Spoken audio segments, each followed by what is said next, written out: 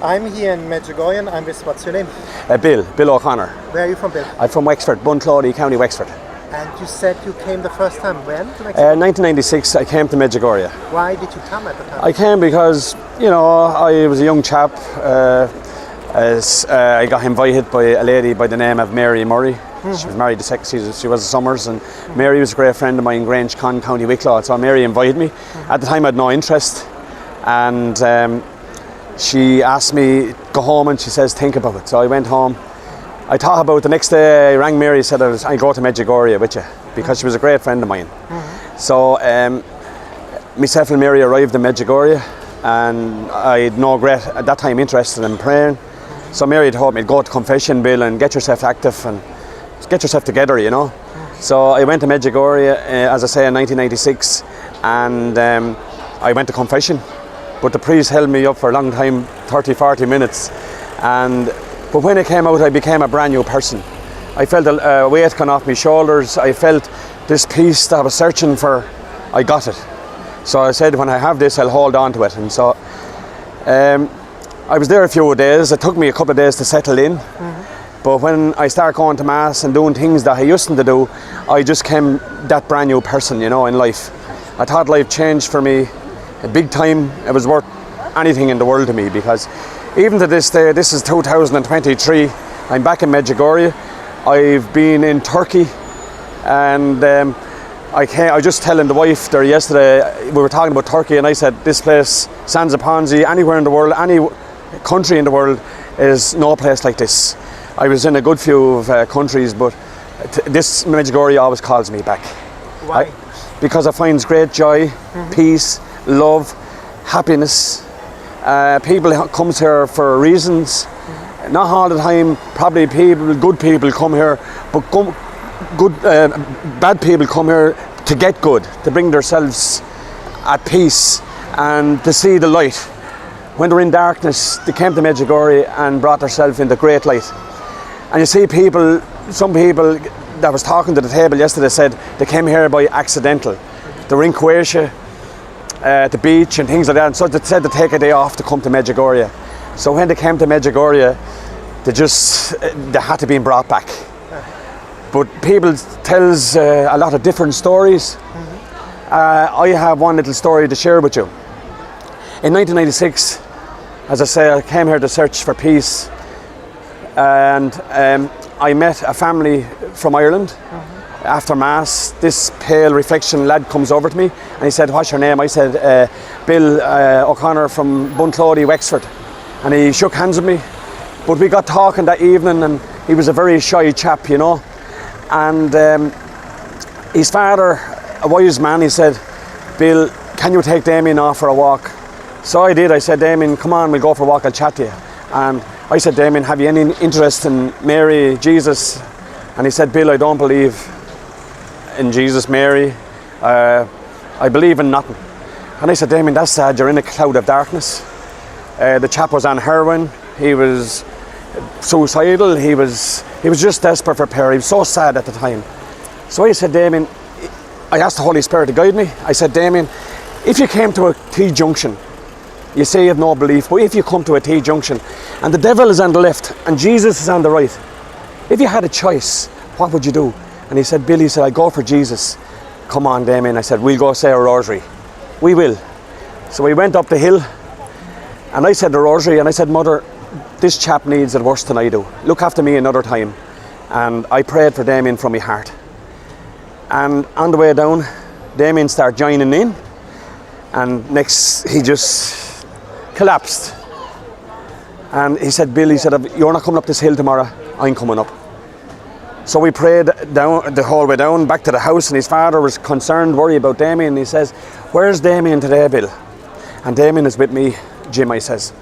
God, I said, he's after being healed on the hill. And he said, Bill, I knew this was the place to bring Damien, because he was fighting with me the day he came, because he asked me, when do I go home? Can I go home tomorrow? And I said, you may wait a week. You may go home in a plane, it's not a bus like. So anyway, the group was there, and the girls that week said to me and Damien, do anyone want to stay a free week? So I said, I do, and Damien put up his hand, he said I do. So we stayed a free week, so we done a lot of voluntary work out here, we help people. He became a brand new chap. He've now 9 children, I'm sure, and he've 1 foster child. He's a big smile on his face, and he's so happy, and now he've lots of people helped. Through his addiction, he found great light and spread the news in Ireland and throughout the world, and today you could see this happiness in him. He attends Medjugorje. His life just completely transformed. But as I say, I'm here 16 or 17 times now. This is like a second home to me, and I really, really love it. My guide first was Danielle, and now she asks me now and again to become a group leader, but I got heart surgery, so I wouldn't be up to it. But I pray for people. I pray for my ancestors at home, my family tree, all people that ask me to pray for them. I've prayed all the week, and I felt great joy in doing it, and we should become, I think, better people because of the war and hatred. It takes nothing to be nice. It's more important to be friendly, to forgive, to forget. I find life very simple because I forgive, I forget, and I can't understand why people, they all should forgive and forget. At the end of the day, when the door is shut, there's only one thing last, and that's the man above when the door is really shut. So my advice to people is keep it simple. There's no one perfect. I'm not a perfect person, but I am a trier. And if you're a trier in this world, you're only doing your best. So I love people. I always had a love and a heart for people. If someone was stuck on the way home from Dublin, no matter where you are, I'd always like to give them a helping hand. But I always get a little tap on the back, say, well done, Bill, you know. That's what people should be. We all should help each other and forgive each other. And you know, you feel you can go to bed in peace, and it's a blessing, you know. So I have lots of other stories about Medjugorje I could share. But one more? People, so beautiful.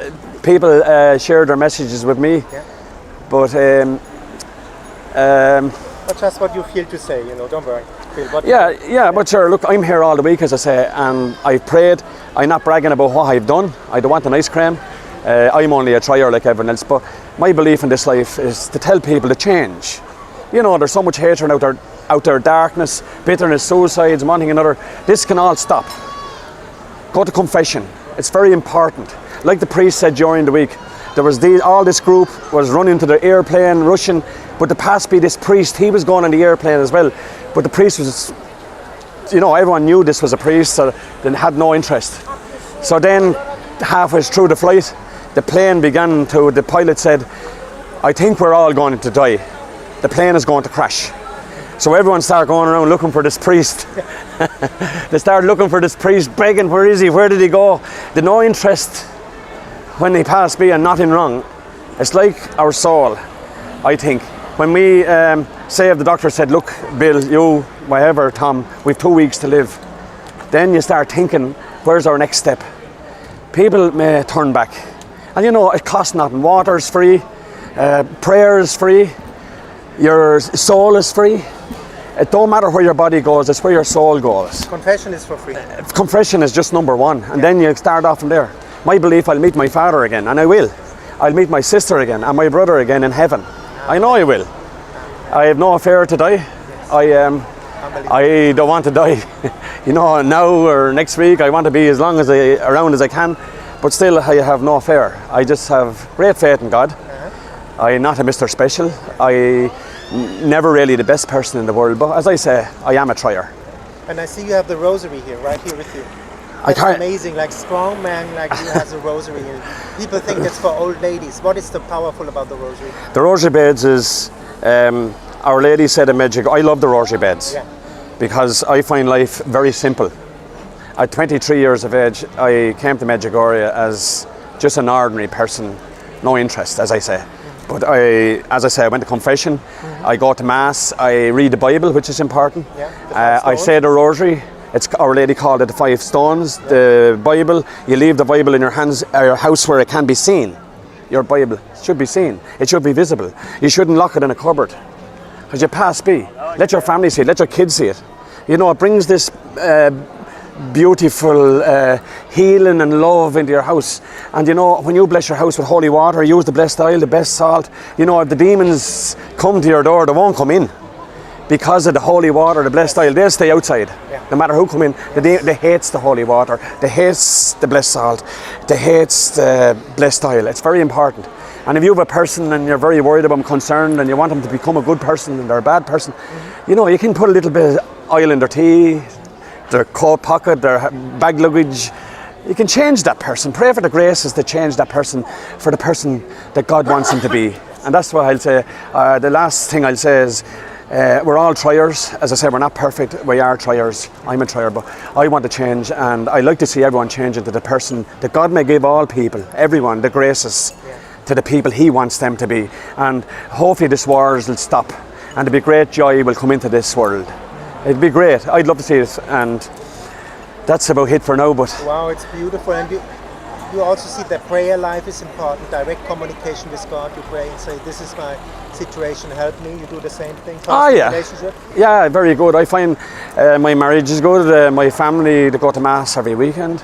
I love everyone's family, not only my family. I love everyone, and I love to see young people from Ireland especially, turning back. You know, there's time for alcohol, get a drink and socialising, but there's time for prayer too. Like, it's all internet, and how many people spend 3.5 hours watching the Titanic. Absolutely. Titanic. Young people, the phone. 3.5 good half hours gone. You could have said a rosary in 15 minutes, which is more important.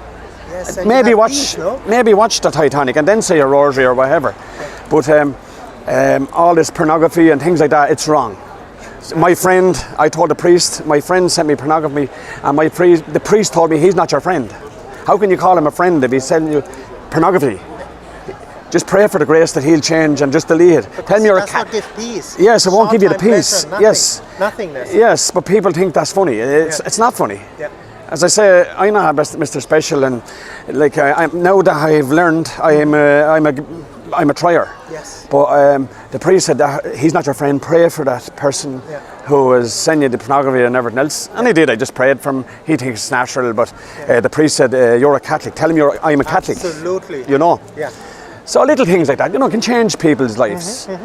And there was one lad came here the last time I was here, and he was lost. He said he was on drugs. He was a bad person and everything else.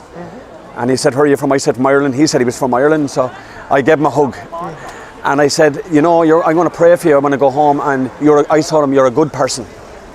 So we sat down, we're getting our meal, and he just went, after the meal, he just looked over me and he said, "Bill," and I said, "What?" "You know, I feel a lot better now," he said, "because no one ever hugged me.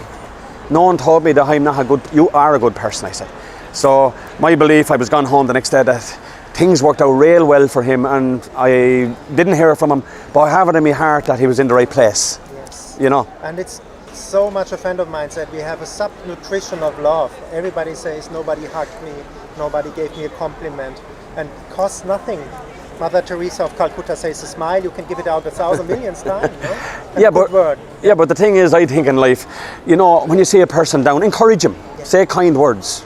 Encouragement gives you a good a booster. It gives you a booster. It makes you feel happy, and it makes the person that you give the encouragement to happy.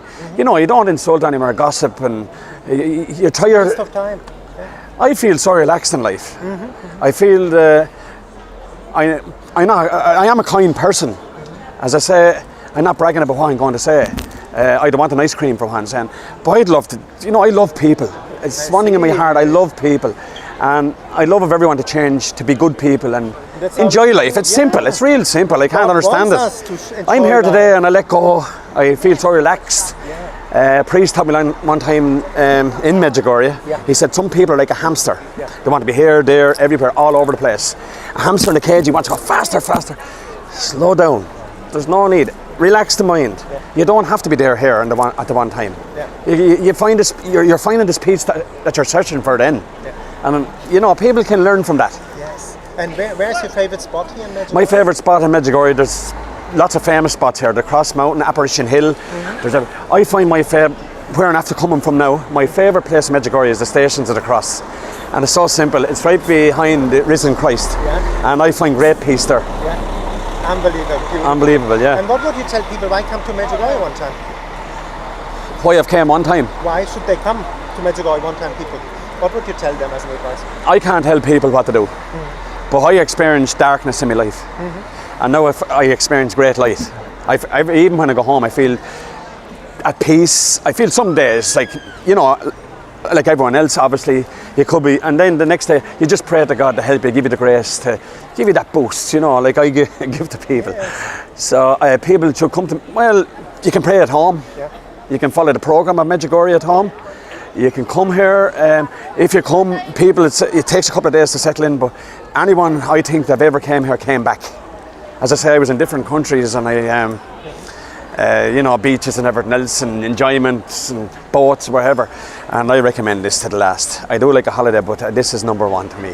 Wow, thank you so much for that beautiful interview. Thank you very much, Tom.